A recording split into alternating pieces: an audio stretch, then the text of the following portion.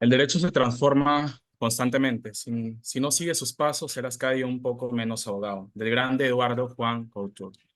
Un ameno y cordial saludo a todos los audiovisuales que se vienen conectando a través de todas nuestras redes sociales de la Asociación Jurídica de Derecho en Línea. Quien les habla es Junior José Sandoval Bermejo y en esta oportunidad estoy en calidad de moderador. Continuando con el seminario multidisciplinario Jóvenes Hablando de Derecho, que tienen el auspicio no del ICAC, del Ilustre Colegio de Abogados de Piura. Es grato comentarle que contamos con la presencia de una gran amiga en nuestra casa, ¿no? Conocedora del derecho penal. Hablamos de la ponente Carola Vanessa y Arleque More, con el tema el principio de presunción de inocencia en el proceso penal peruano, análisis y aplicación jurisprudencial. Pero antes de dar inicio, daremos a conocer algunos aspectos importantes y relevantes de su hoja de vida, ¿no? La ponente Caroline Vanessa y Arleque More es estudiante del Derecho del 11º ciclo de la Facultad de Derecho y Humanidades en la Universidad César Vallejo en la filial Piura. Miembro fundador e integrante del Círculo de Estudios UNES es Leyes. Miembro fundador de la Asociación de Debate Snow Berra. Integrante del equipo ganador de Periodismo Mar Adentro organizado por la Embajada de los Estados Unidos en Perú. Integrante del equipo ganador del segundo torneo del debate jurídico multidisciplinario, participante en el 7º concurso interuniversitario de litigación oral en representación de la Universidad César Vallejo, también de la filial de Piura, ex vicepresidenta de la Junta Directiva de ACES, filial Piura, ex apoyo en la Corte Superior de Justicia de Piura, cesirista en el Ministerio Público y conferencista en diversas ponencias. Bien, en tanto, en nombre de la Asociación Jurídica de Derecho en Línea, le damos la bienvenida a nuestra casa de estudio. De igual manera, estimada comunidad jurídica, hacerle recordar que si tienen alguna pregunta o en caso quieran recalcar algo, no duden en hacerlo levantando la mano a efecto de participar, ¿no? Dejando todo recalcado, los dejo con nuestra gran amiga. Deseo la palabra, mi estimada. ¿Qué tal, Junior? Muy buenas noches a toda la comunidad jurídica que hoy se está conectando a través de la plataforma Zoom de Derecho en Línea.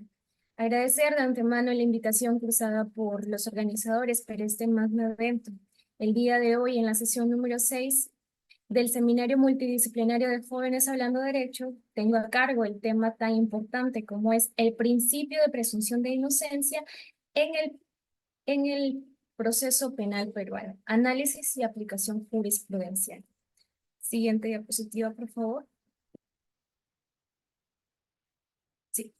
Nuestro modelo penal procesal reconoce un sistema acusatorio con rasgos adversariales que garantiza tanto la prevalencia de principios como garantías y derechos fundamentales aceptados en los tratados internacionales de los cuales Perú ha ratificado su cumplimiento. Estos principios y derechos también se encuentran reconocidos en nuestra Constitución Política del Perú, por lo que hoy podemos afirmar que nuestro modelo procesal penal acusatorio es un modelo constitucionalizado. El modelo procesal penal acusatorio reconoce principios que se le asisten a todo imputado, a todo investigado que es sometido a un proceso penal, como son el derecho a la defensa, la presunción de inocencia, el derecho a un juicio previo, el derecho a la pluralidad de instancias, la prohibición de la persecución múltiple, el derecho a un plazo razonable. Así también comprende principios que los órganos estatales, como son Ministerio Público, Poder Judicial, deben seguir a cabalidad, como son el principio de legalidad procesal. Este es un principio básico en nuestro ordenamiento jurídico, el principio acusatorio, el de imparcialidad, el principio de intervención de la arbitrariedad. En esta ponencia intentaré abordar de manera sucinta y clara uno de los principios más importantes del derecho penal acusatorio, y es el principio de presunción de inocencia, que cumple una doble exigencia, pues es un derecho, se le considera un derecho y reconocido por nuestra Constitución, pero a la vez también es una garantía constitucional reconocido en los tratados internacionales en los cuales nuestro país es parte y cuyo contenido avala el respeto por el cumplimiento de los derechos fundamentales que se le asisten a todo imputado y a toda persona que es sometida a un proceso penal, tanto para restringir su libertad con medidas coercitivas como es la prisión preventiva, como para darle un trato digno y de inocente durante todo el proceso de investigación. Siguiente diapositiva, por favor. Ahora, para efectos de esta presente disertación, de esta presente ponencia, he creído conveniente traer a colación la etimología de la presunción de inocencia. Tenemos que el término presunción proviene del latín presuntaes, presumption, perdón, y proviene, ¿qué significa? Idea anterior a toda experiencia. A la vez, tenemos que la palabra inocencia proviene del latín innocens, que significa virtuoso, calidad del alma que no ha cometido pecado, inocente. Siguiente diapositiva, por favor. Siguiente diapositiva. Gracias. Ahora, siguiendo ya con la definición de la anterior, por favor. Gracias. Perfecto. Siguiendo ya con la definición de presunción de inocencia, tenemos que, como ya lo dije de manera introductoria, es un derecho, pero también es una garantía. Es un derecho y una garantía que se le asiste a todo imputado y se proyecta desde el inicio del proceso penal hasta que éste culmine. La presunción de inocencia se mantiene mientras no se admita prueba en contrario. Como todo derecho, no es absoluto, y este derecho de presunción de inocencia no es la excepción a la regla. Ahora, la presunción de inocencia rige desde el momento en que se le imputa la comisión de un hecho ilícito a una persona, como ya se aclaró anteriormente, como ya se precisó. Pero vale decir que la imputación de cargos penales no constituye, si bien constituye una pretensión sancionadora frente a la comisión de un ilícito penal, esto no quiere decir que sea una declaración de culpabilidad en contra del imputado. Y esa afirmación es más que válida, porque no porque a una persona se le aperture investigación preliminar en sede fiscal por presuntamente haber cometido el delito de extorsión, quiere decir que esta persona ya sea culpable de ese delito. Quiere decir que ya se le debe señalar como autor o como esa persona es un extorsionador. Pues no, simplemente se está investigando de manera preliminar. Pues este jus pendiente del Estado pretende ejercer su función sancionadora frente a la comisión de un hecho, pero previamente a esto se debe investigar. ¿Ya? Siguiendo con la hilación de esta idea, la presunción de inocencia o la inervación de la presunción de inocencia se dará cuando concluya el proceso penal, actuando debidamente las pruebas, claro está. Cuando recién se pueda determinar si la presunción de inocencia se ha logrado desvanecer o no. Si es que se ha logrado hallar los suficientes medios probatorios, los suficientes elementos de convicción que acrediten la existencia de un hecho delictivo y que este hecho delictivo vincule directamente a persona tal con la comisión de un hecho. No cuando se presuma, sino cuando hayan los suficientes elementos de convicción para vincular. Siguiente diapositiva. Siguiente diapositiva, por favor. Sí, ya, gracias. Ahora tenemos a la presunción de inocencia como derecho fundamental, que es una vertiente también de este principio, derecho, garantía, pero ahora lo tenemos como derecho fundamental.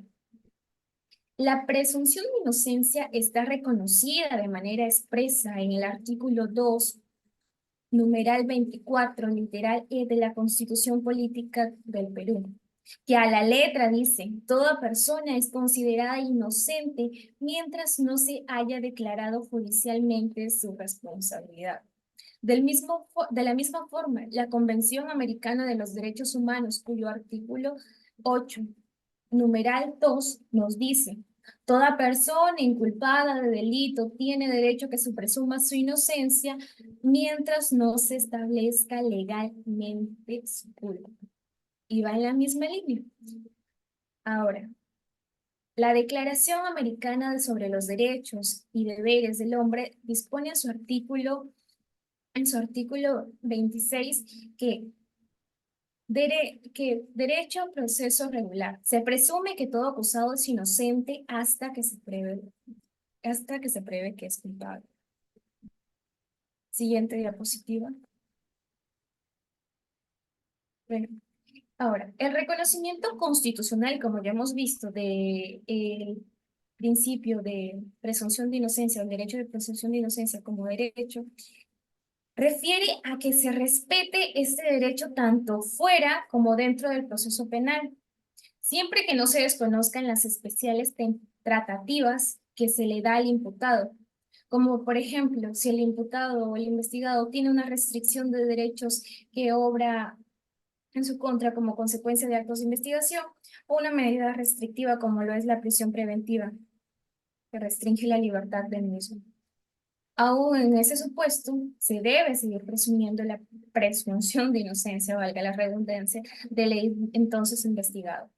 Ahora tenemos a la presunción de inocencia como garantía procesal. Como ya lo vimos anteriormente, la presunción de inocencia también es un derecho, pero también es una garantía constitucionalmente reconocida. A partir del reconocimiento del principio de presunción de inocencia, es que nace la obligación en el legislador de materializar dicho derecho en el proceso penal, de manera que el investigado pueda defenderse, contradecir los cargos que se le acusan y ofrecer medios probatorios de descargo. Recordemos que la acusación únicamente le corresponde o los medios o los medios probatorios de cargo le corresponden a la parte acusatoria, que en este caso esta actividad, esta responsabilidad, esta tarea la tiene a cargo el Ministerio Público. Por lo que la defensa o el imputado tiene derecho a una defensa y a presentar los descargos de lo que obra en su contra. Siguiente diapositiva, puede, por favor. Siguiendo con esas líneas, podemos decir que solo puede declararse culpable a una persona si existe una actividad probatoria o material suficiente, válido o legítimo de cargo que haya sido actuado conforme a las reglas y exigencias de nuestra Constitución y de nuestro Código Procesal Penal. Mientras esto no pase, nosotros podemos ahí refutar los actos de investigación que se estén dando o los, perdón, un ratito. Sin embargo, al interpretar esta garantía en el sentido de afirmar que un imputado aún no condenado no se le puede limitar ningún derecho, que no se le puede limitar ningún derecho es algo totalmente erróneo, pues recordemos que existe la prisión preventiva que ejercida de una manera correcta, como ya lo veremos con posterioridad, va a limitar el derecho a libertad del investigado. Ahora tenemos la presunción de inocencia como regla probatoria.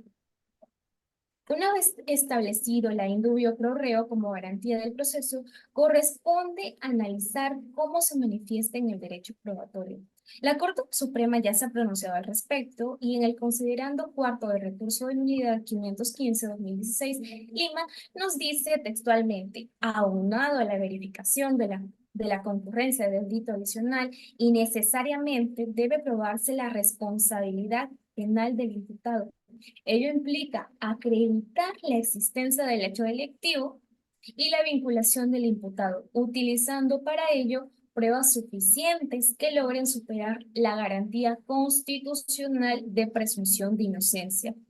Esto en consonancia con la Convención Americana de los Derechos Humanos y la Corte Interamericana de Derechos Humanos, que exige que una persona no pueda ser condenada mientras no exista prueba plena de su responsabilidad penal.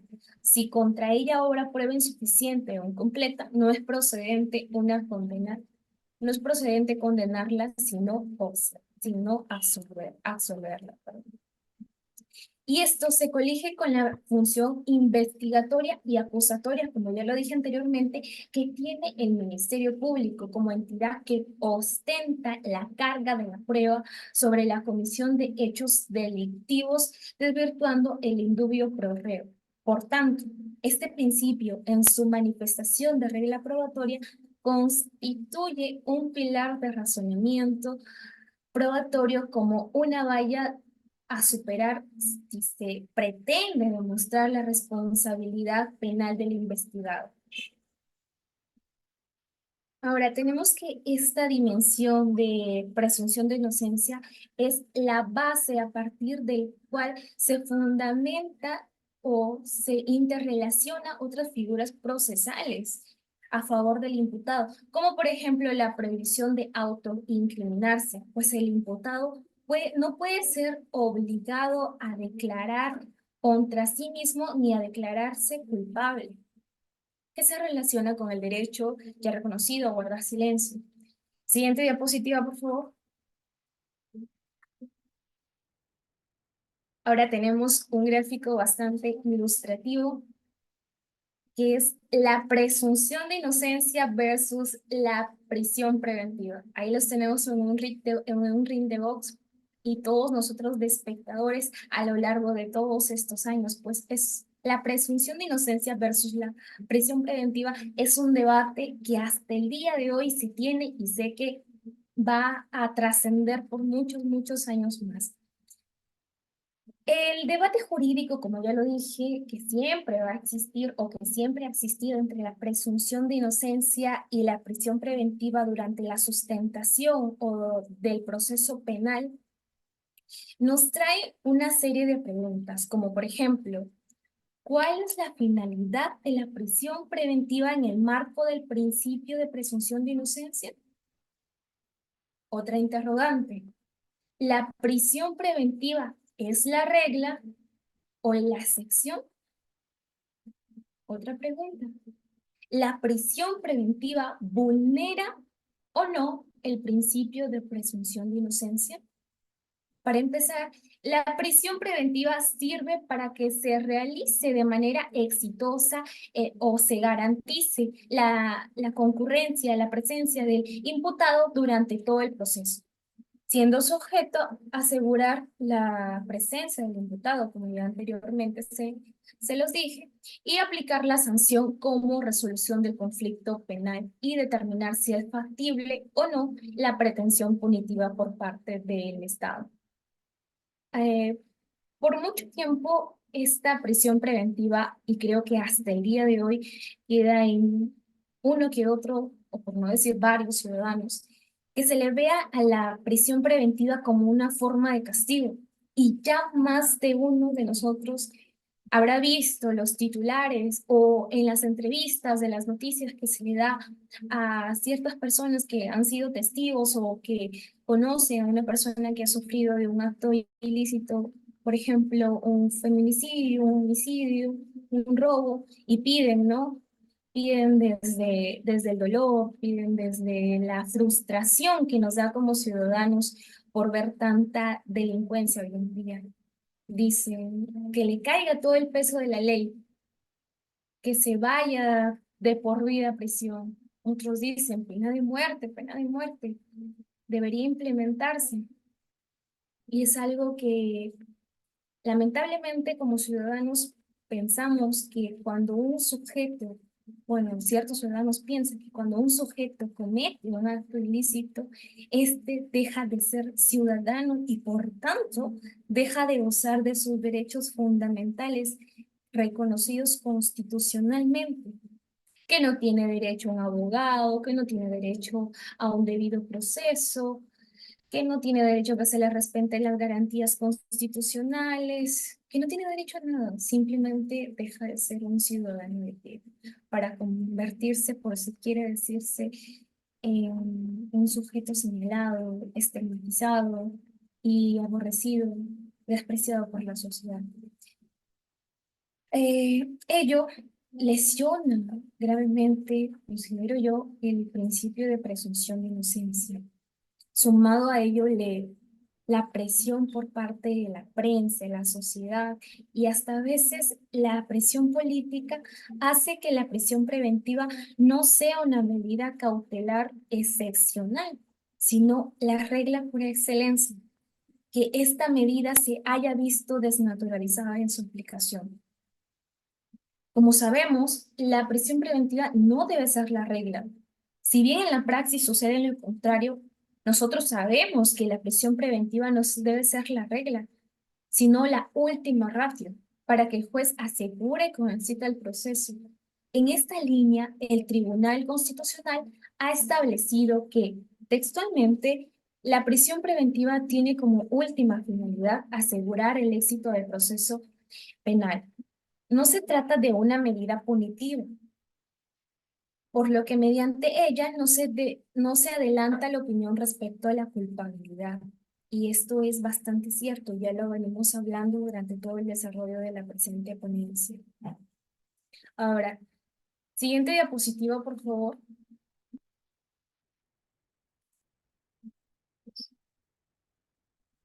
Respondiendo a la siguiente interrogante, ¿la prisión preventiva vulnera o no el principio de presunción de inocencia?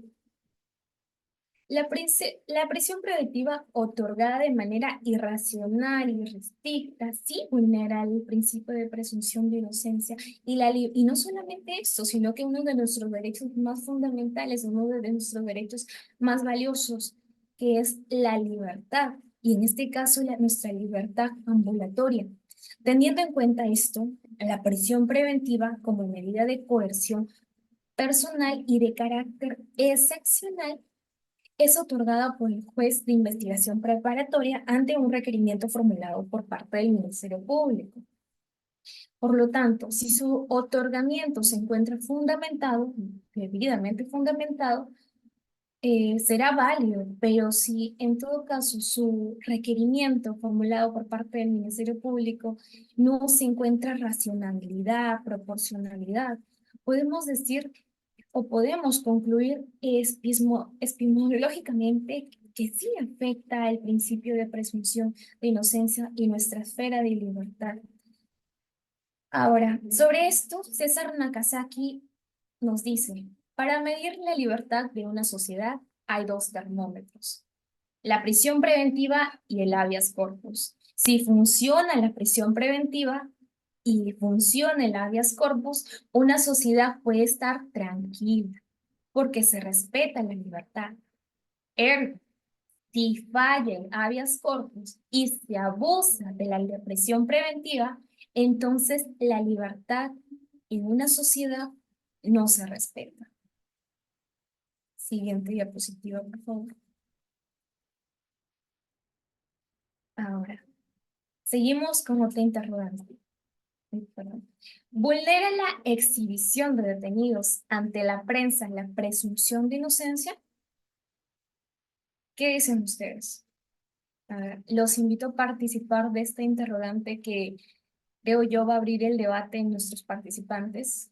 Pueden hacerlo por el chat de Zoom o en todo caso levantar su manito para participar y compartir su opinión. Los invito a hacerlo, esperamos unos minutitos, si no seguimos con la disertación.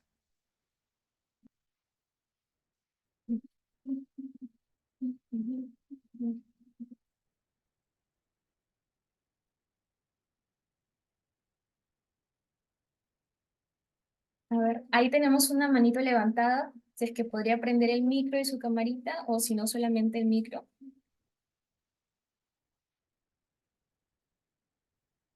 Sí, parece que fue la manito de Leslie.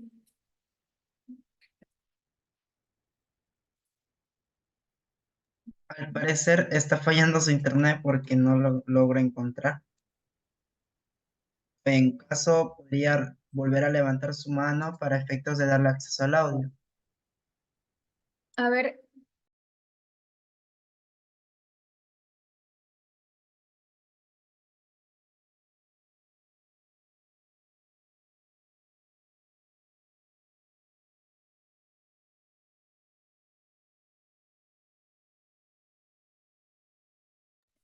si no habría alguna participación, entonces seguiría con el desarrollo, ¿sí? Creo que se le fue el internet a la participante Leslie, si bien lo recuerdo. En todo caso, en el chat de Zoom podrían poner sus comentarios. Esperemos unos minutos.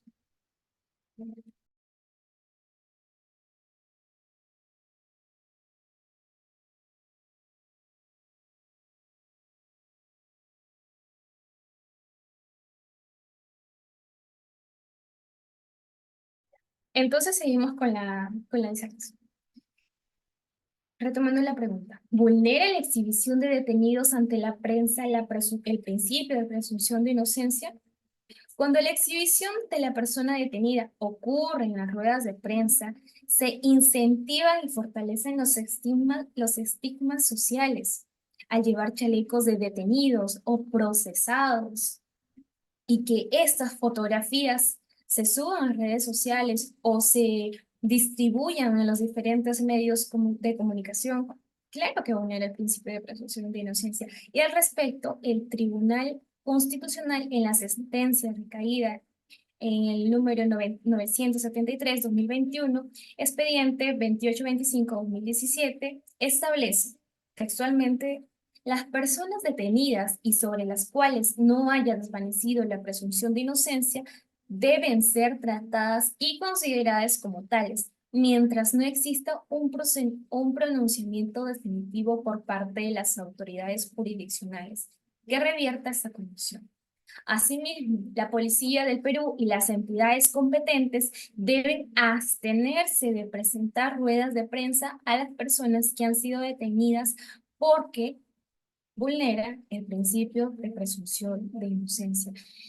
Y es algo totalmente cierto, porque ¿cuántos de nosotros hemos visto aquellos diarios? Siguiente diapositiva para observarlo con mejor con mejor claridad lo que les voy a decir a continuación. ¿Sí? Siguiente diapositiva, por favor. He tenido que recortar un poquito el diario y poner un poquito borroso los rostros para no vulnerar el principio de presunción de inocencia del que tanto venimos hablando en la presente ponencia. ¿Cuántos de nosotros, retomando lo anterior, cuántos de nosotros hemos visto aquellos titulares que acaparan la portada de distintos diarios con cayó banda criminal los malditos del norte, o cayó delincuente que presuntamente habría ultrajado a un menor? En el titular que les estoy mostrando ahí dice, cayeron los tío tío. Es sabido ya que estos nombres de las bandas criminales se los colocan los mismos efectivos policiales.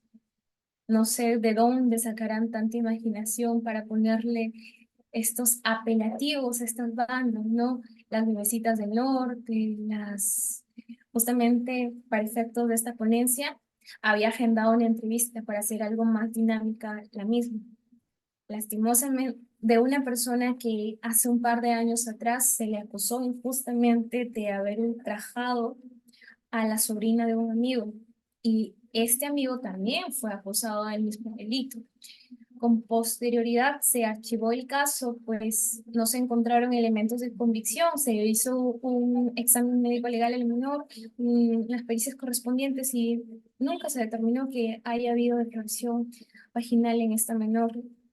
Posteriormente, ella relató que su madre la obligó a decir este tipo de cosas en contra de su tío y su amigo por ciertas rencillas familiares que habían tenido. Entonces, esta noticia fue un boom acá en mi zona, ¿no? Porque esa persona era bastante conocida por su trabajo. Yo lo conozco muy de cerca y cuando vi las noticias también me cayó fue bastante impactante.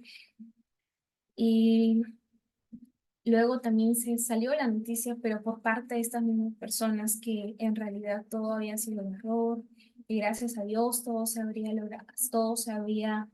logrado determinar que ellos no habían tenido responsabilidad en nada. Ese caso ya está archivado, ya se sobreseyó por parte del Ministerio Público, pero lastimosamente ese estigma en la sociedad siempre va a quedar.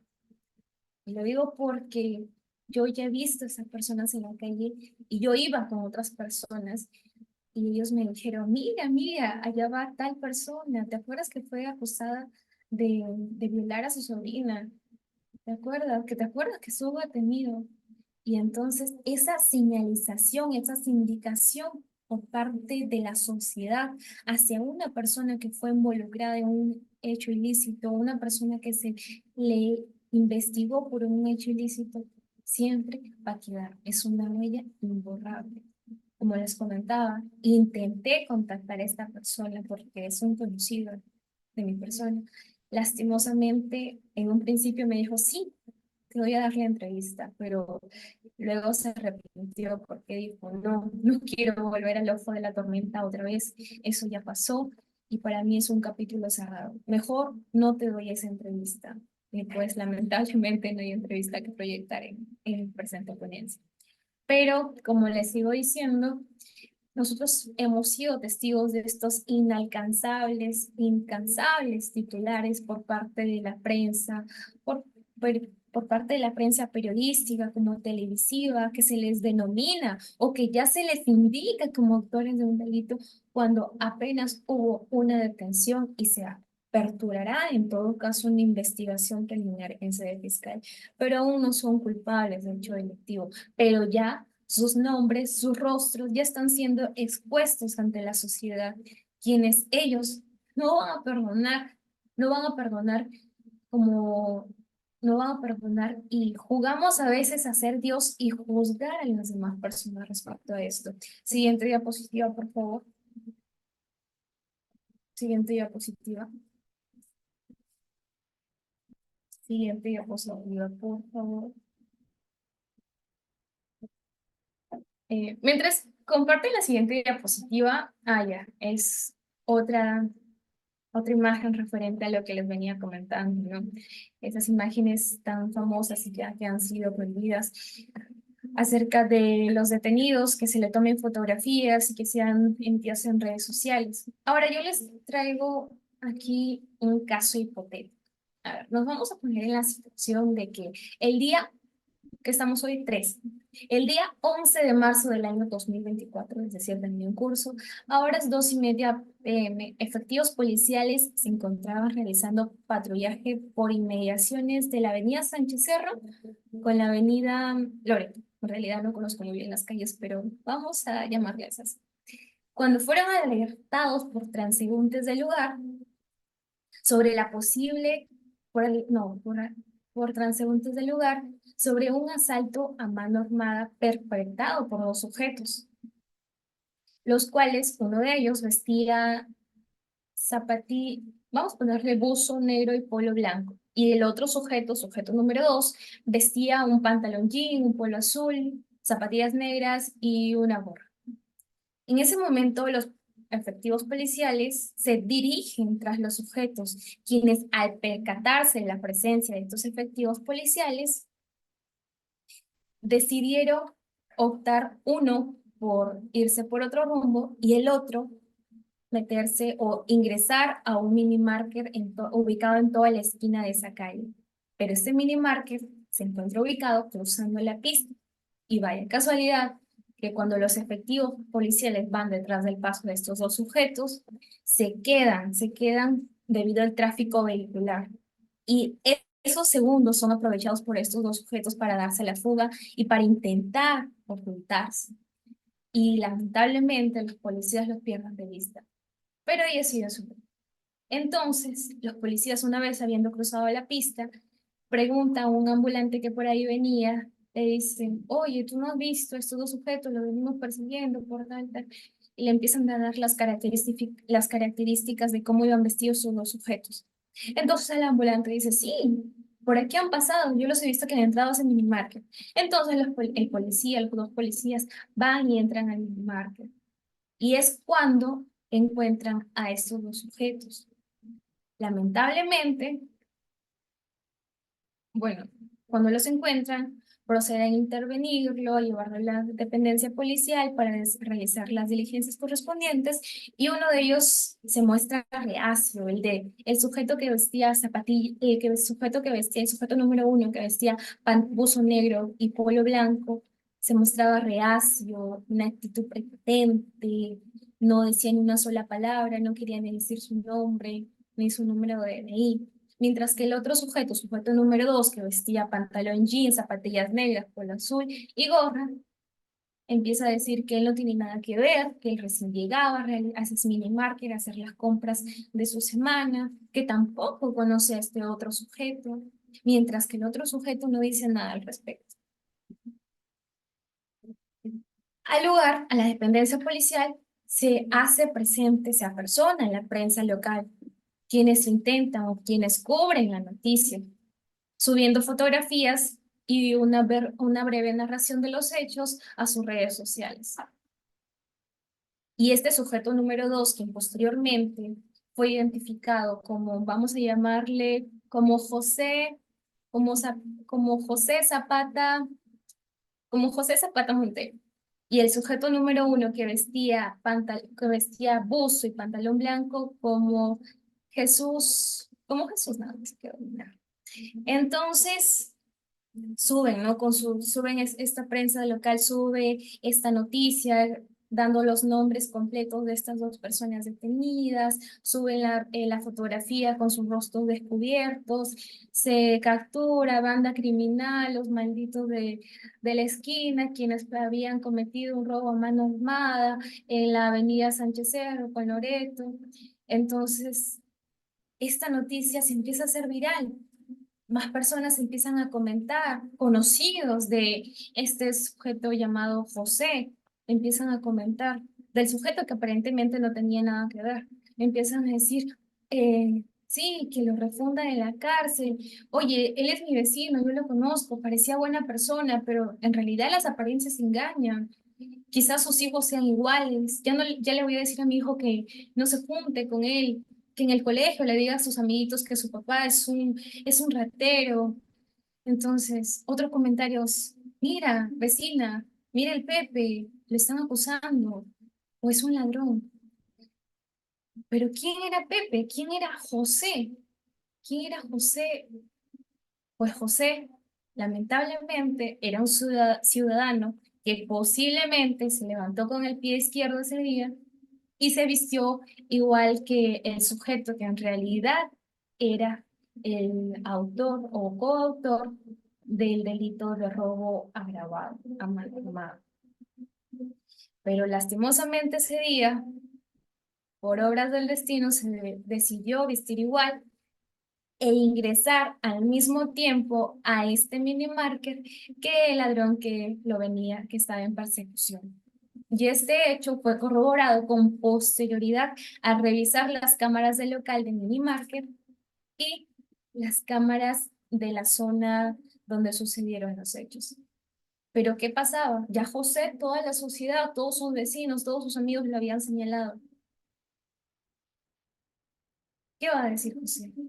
No va a andar con un cartel en el pecho, con una gigantografía diciendo, miren vecinos, miren amigos, me absolvieron, yo no tenía nada que ver. En realidad se equivocaron. En realidad ese día yo iba vestido igual que el sujeto que sí era responsable de este hecho ilícito. Pero lamentablemente se me indicó a mí. No, las personas, la sociedad no va a comprender que las cosas fueron así. No van a considerar inocente a esta persona, no lo van a presumir inocente. No van, cuando se enteran de esta noticia, van a decir, no, pero se le debe presumir inocente todavía a Pepe, a mi vecino, porque él es una persona íntegra. No, de frente. Todos van a señalar con el dedo y decir, sí, él es culpable, máxima pena para este, cómo él no se tienta la mano de robarle a las personas, de robar su esfuerzo. Nosotros como sociedad tenemos que aprender mucho al respecto y sobre todo siempre velar por por la presunción de inocencia.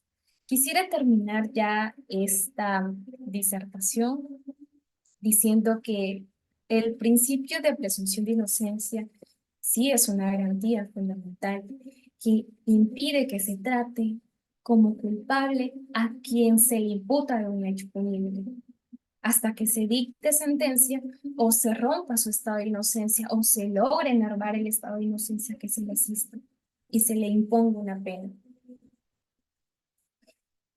Asimismo, el principio de presunción de inocencia no es solo una garantía de libertad y un trato inocente, sino que también da seguridad de la no injerencia por parte del Estado a nuestra esfera de libertad ambulatoria. Y quisiera finalizar ya con la siguiente frase, y es que Algunos están en contra de la presunción de inocencia hasta que les toca ser procesados. Gracias.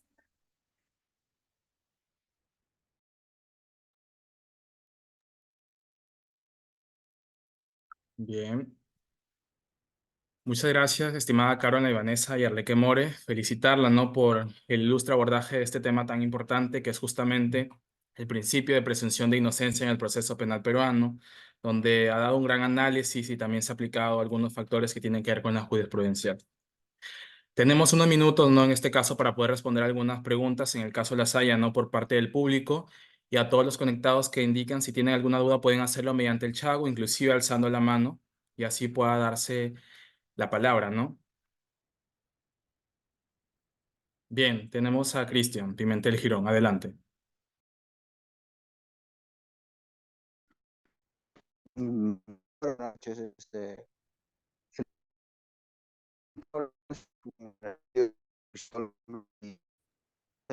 tengo el Al último, parecer tiene falta de conectividad y no se le entiende.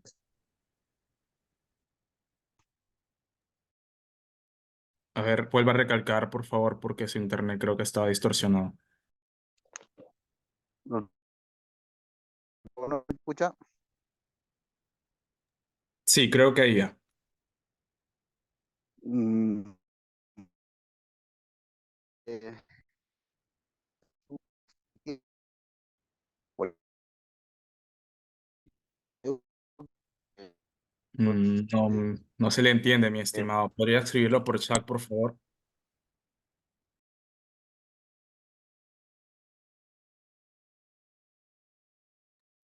Muy bien, excelente, Caroline. Justo me hiciste recordar, hoy día estuve viendo la audiencia del doctor Ramiro Salinas Sicha, un caso de lavado de activos. Entonces, ahí discutían sobre la libertad, ¿no? La patología de la prisión preventiva. Y el doctor recalcaba, ¿qué valor tiene la presunción de inocencia frente a la imposición de la prisión preventiva? Ya que la fiscalía no habría probado suficientes elementos de convicción. Imputado o el acusado, valga decirlo, estaba como 3 años. Entonces se le habría vencido ya el cese de prisión preventiva, los plazos.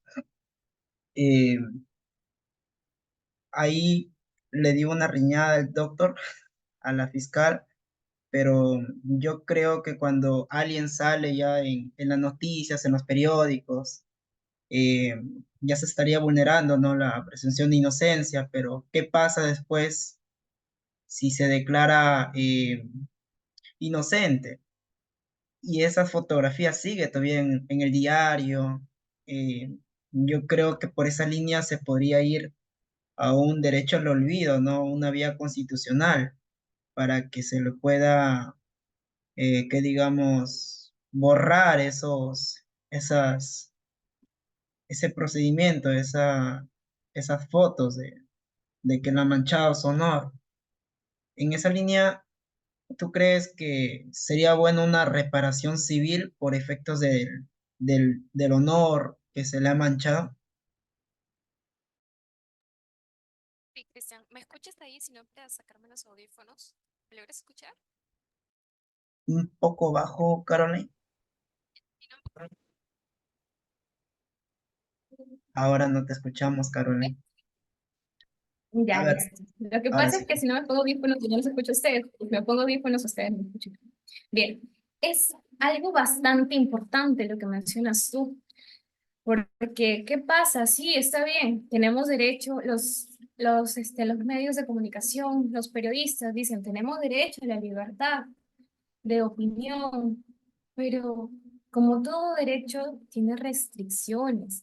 Y recordemos que cuando empieza el derecho de otros, termina nuestro derecho. Cuando ya se ve vulnerado este principio de presunción de inocencia, cuando un imputado es puesto ante los medios de comunicación, cualquiera que sea, porque siempre va a generar una grave afectación que sean expuestos de esta manera, este imputado que posteriormente logra ser absuelto o se le logra sobreseer el proceso porque no se le encontraron suficientes elementos de convicción en su contra, claro que yo considero que puede tomar acciones respecto a ello. Y justamente en el caso que les comentaba respecto a la entrevista, esta persona ya está iniciando las acciones legales, está iniciando un proceso privado de querella contra estos medios que expusieron e inventaron hechos en su contra. ¿Por qué? Porque esta persona me dice, yo me vi perjudicado en mi trabajo. Por meses no tuve trabajo. Tuve que vender mi casa para pagar un abogado y yo pueda ser libre y se pueda demostrar mi inocencia. Entonces vemos cómo afecta, cuál es el impacto que tienen esta exhibición de los detenidos, de los acusados, de los procesados, de los invitados, de los investigados ante los medios de prensa. Y yo considero que sí se debería, debería solicitar una indemnización. Aunado a eso, esta persona me decía, y no solamente fue un perjuicio patrimonial contra mi persona, sino también un daño psicológico. Yo he pasado meses en el psicólogo intentando superar estos hechos que yo viví, estos últimos años que han sido de gran sufrimiento, no solo para mí, sino para mi familia. Y este es un punto importante porque nos olvidamos a veces que esta persona que es acusada, sindicada, tiene familia y no nos ponemos a pensar que en cualquier momento, por azares del destino, podemos ser nosotros, la familia de, o nosotros mismos podemos vivirlo en carne propia, estas experiencias. Entonces, ya sin irnos para unos extremos, yo considero que sí, se debería solicitar una indemnización.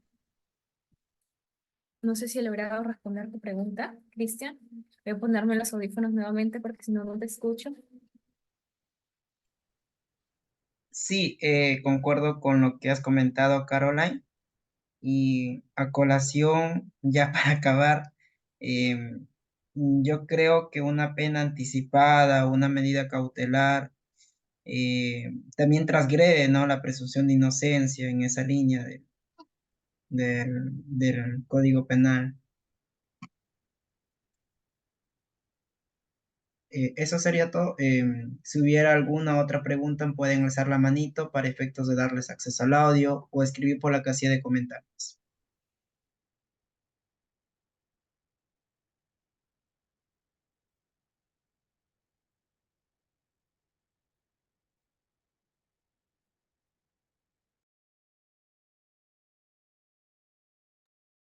Sí, Rodolfo LM. Adelante.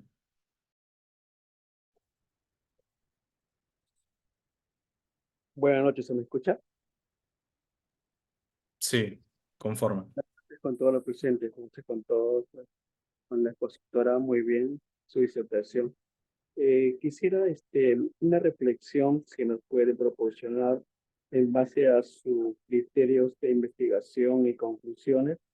Eh, Consideraría algunas propuestas para mejorar estos abusos respecto a los pedidos de prisiones preventivas o en todo caso, ¿no? Si hubiera mención a citar algunos especialistas para poder estudiarlos con mayor profundidad. Muchas gracias. Muy amable.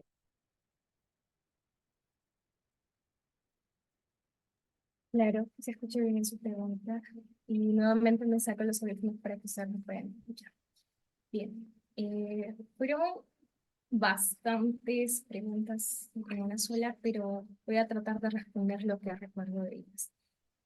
Respecto a medidas que se pueden o se deberían tomar respecto a este tema de presunción de inocencia, cómo evitar que se transgreda en este principio, este derecho, esta garantía constitucional, considero yo que es un trabajo multidisciplinario porque como sabemos o como ya lo hemos abordado durante toda la ponencia, únicamente no le compete al juez o al Ministerio Público, sino también a los efectivos policiales. Entonces, desde una sede policial, una sede fiscal, y cuando pasa al juzgado, se debería trabajar respecto a medidas. Una de las medidas que sería es que los efectivos policiales respeten las normas que ya se han dictado respecto a la exposición de los detenidos en los medios, Pues como antecedentes a ello, tenemos que en 2009 se dijo, el Tribunal Constitucional dijo que no se podía, que no se podían, que sí se podían exhibir a personas con sus carteles de detenidos. Y con posterioridad, unos años más tarde, se ratifica y dice, sí, no, no se puede. Y en la actualidad, la opinión que impera es por parte de nuestro Tribunal Constitucional en el fundamento que ya hemos señalado es que no se deben exponer de esta forma a las personas, a los detenidos, que aún se les va a aperturar un proceso, que aún tienen un largo camino en un proceso penal, pues se tiene que seguir a cabalidad las garantías constitucionales y el debido proceso en esa investigación que se la va a hacer. Entonces, de manera puntual, por lo que tiene que ser los efectivos policiales en sede policial, es respetar las normas ya establecidas y dejar de, de exponer de esta manera a los detenidos, porque como ya hemos señalado, es una mancha imborrable en su reputación. En la sociedad ese estigma va a quedar por siempre. Ahora, ¿qué podemos hacer nosotros desde las tribunas, por así decirlo?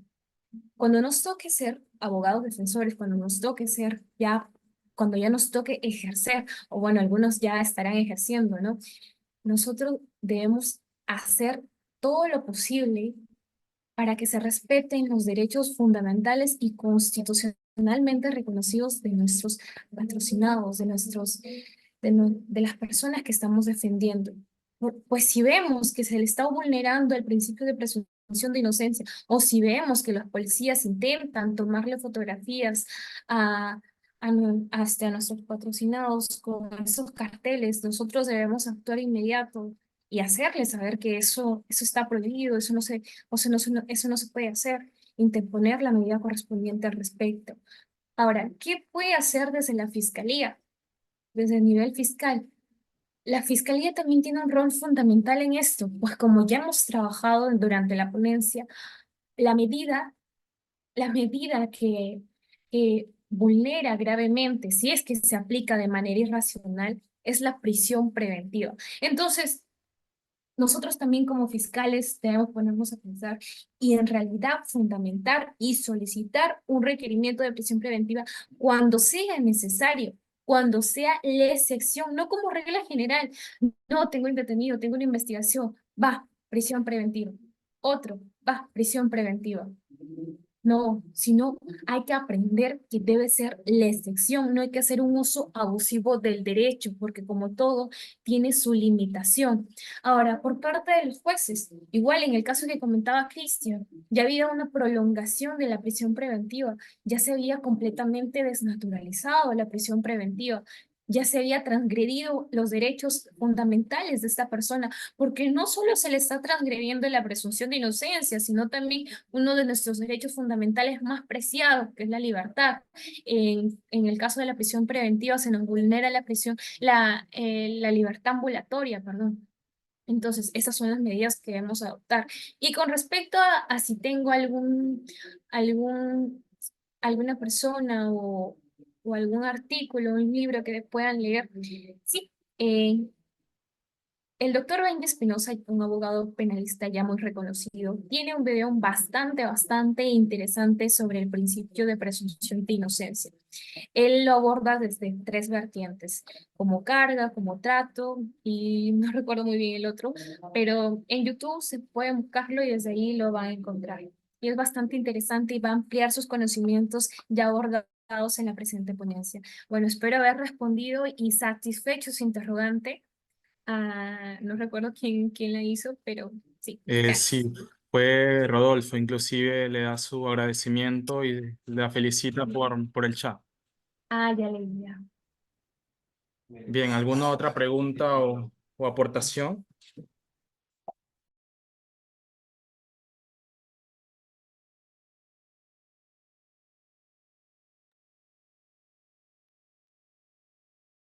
Bien, por el chat preguntan, doctora, buenas noches. ¿La presunción de inocencia es necesario que se deba demostrar con evidencias, no con supuestos o indicios?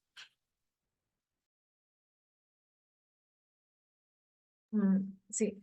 Bueno, esa pregunta no la logro entender mucho. Si la presunción de inocencia es necesario que se deba demostrar con evidencias, creo que lo que se refiere es que si la presunción de inocencia se puede enervar con evidencias o con supuestos o indicios. Creo que la pregunta va por ahí, no sé si me logra aclarar o si no la respondo desde cómo la entendí.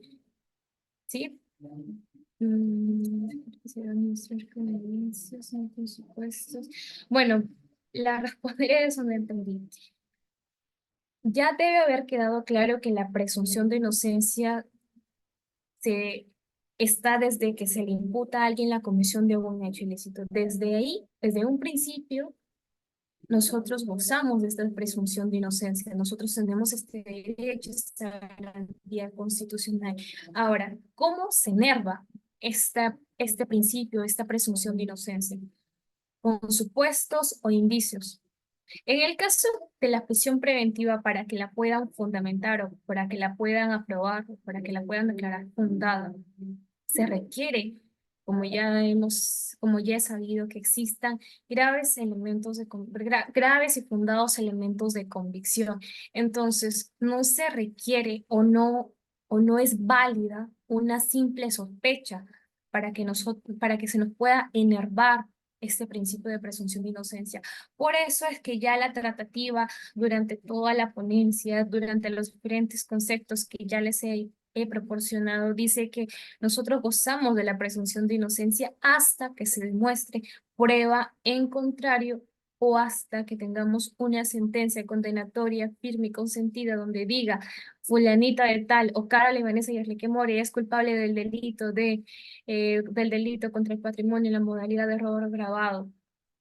Ahí el principio de presunción de inocencia que me asistía ha sido enervado, porque ya hay una resolución que indica lo contrario, que indica que soy culpable. Entonces, ahí ya perdí el principio de presunción de inocencia. No sé si con ello he logrado satisfacer tu interrogante. ¿Sí? Liliana, ¿me confirmas, por favor? Ya, listo, muchas Sí, gracias. confirman que sí. Sí. Sí, ¿Alguna otra interrogante? Sino para ya ir concluyendo. Si tuviera la audiencia otra interrogante, por favor. Si no, ya para culminar. sí, para retroalimentar. eh, claro, lo que comenta Carola y comparto. Asimismo, creo que para una presunción de inocencia es necesario contar con una actividad probatoria suficiente o eficiente, ya que esto significa que la culpabilidad de la persona debe ser mostrada con evidencias concretas y obtenidas. Eh, Además, debe demostrarse su responsabilidad penal.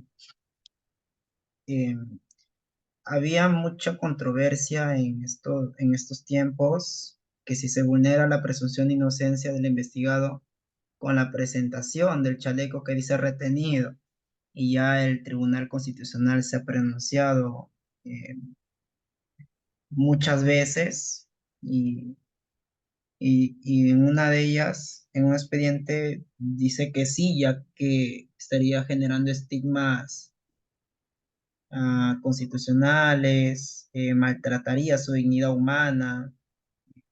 Por otra parte, estaría atentando contra una garantía constitucional, ya que se estaría presentando con un chaleco que cotidianamente no se ha probado con suficientes elementos de convicción. Con ello creo que estaríamos culminando, Caroline, si no hubiera más preguntas.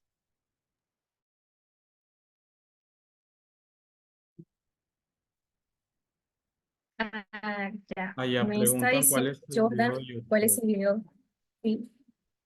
En todo caso, se los haría llegar mediante los organizadores junto al material que preparé para la presente ponencia. No sé si estarían de acuerdo, porque ahorita no tengo a la mano ese video.